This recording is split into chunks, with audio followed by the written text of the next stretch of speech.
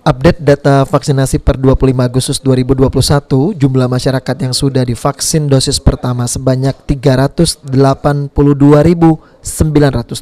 orang atau 30,86%. Sedangkan pada vaksin dosis kedua sebanyak 276.223 orang atau 22,26%. Dan vaksinasi dosis ketiga sebanyak 6.849 orang atau 46%. Masyarakat yang divaksin yakni dari kalangan tenaga kesehatan, petugas publik, dan lansia.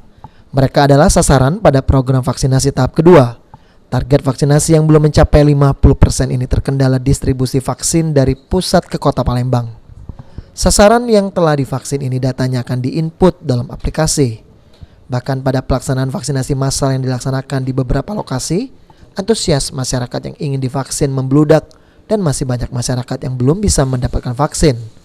Pemerintah Kota Palembang berharap masyarakat untuk bersabar untuk mendapatkan vaksin. Pemkot akan terus berupaya untuk mengakomodir keinginan masyarakat Kota Palembang untuk divaksin.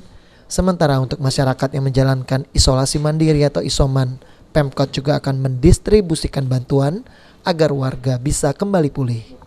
Di mandiri yang jelas kalau sudah sembuh ya silakan beraktivitas.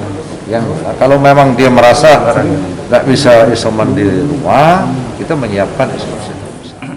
Aprianto, PAL TV.